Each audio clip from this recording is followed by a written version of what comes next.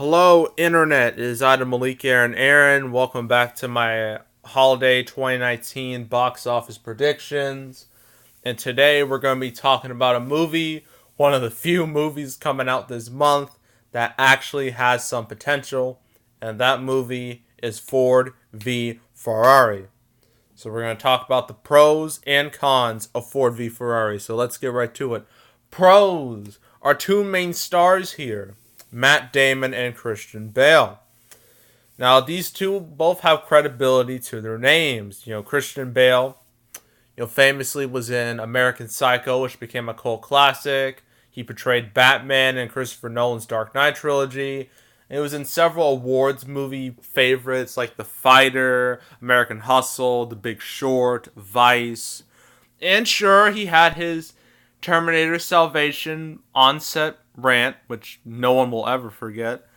But that was so far in the past that I don't think it's going to have any real impact on this movie. Kind of like how next year when Tom Cruise has Top Gun Maverick coming out, I doubt his couch jumping incident on Oprah is going to hurt that movie at all. So the same applies here with Christian Bale.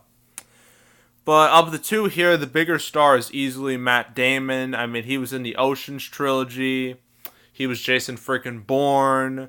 And his biggest solo hit was the Martian, which came out 2015.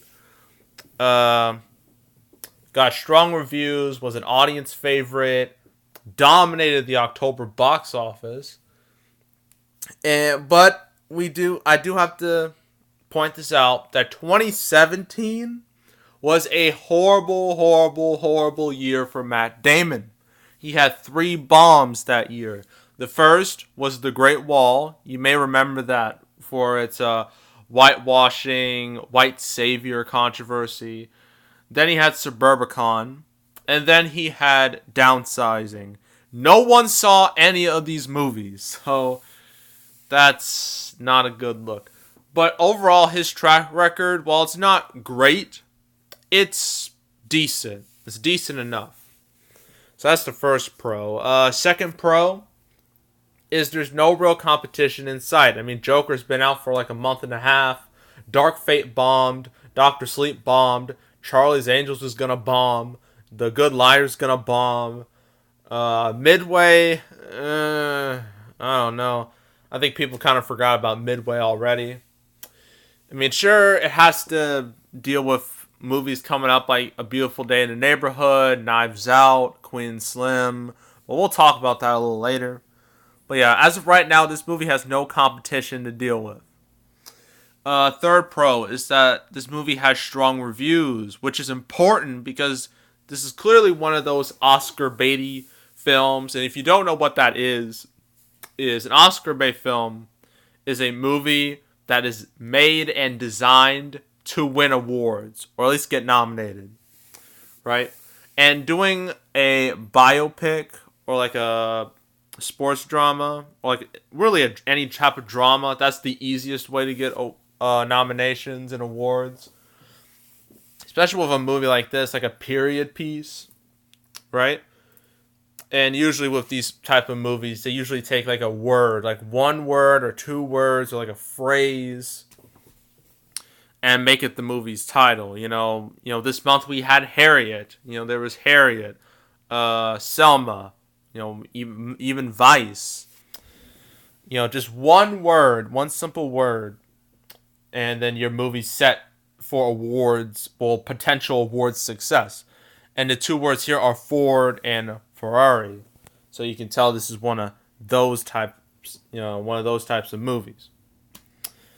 And another pro is, people like cars. We Americans love cars. Why do you think the Fast and the Furious movies are so popular? Why do you think the Cars movies and their merchandise has reached over $11 billion? Why do you think that is? It's because we love cars. And I'm pretty sure every American can recognize the names of Ford and Ferrari. It doesn't take a genius to figure that out. So that's going to be appealing. And also, Talladega Nights. How can I forget that? because that was also all about racing. And that movie did phenomenal back in 2006. And the final pro of this movie is that I think this movie will appeal to middle America because they're kind of underserved in today's market. Like that older, like real older audience. Most of the time, Hollywood's trying to attract millennials because they're like they're the group that shows up the most when it comes to movies. But like, don't count out the older audiences. I mean, older audiences are the reason why Joker made $1 billion. All right, and they're the reason why movies like Hustlers and Downton Abbey made money. Right, so don't count them out. And I do think with a movie like this, they will show up because I think it will appeal most directly to them. So cons, well, it's hard to think of any right now. I mean, this movie has a decent amount going for it. I mean, I guess a con would be the budget's a little too high. But if this movie does well overseas, then it's not going to be a problem. Especially if it gets like awards attention, then it won't be a problem at all.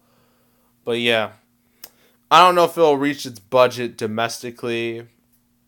97 million. I don't think it'll reach that domestically. Maybe, and that's because of the competition coming up. I mean, you got Beautiful Day in the Neighborhood, although that'll appeal more towards a bit more of a family audience, sorta. Yeah, bit leaning more towards families a bit.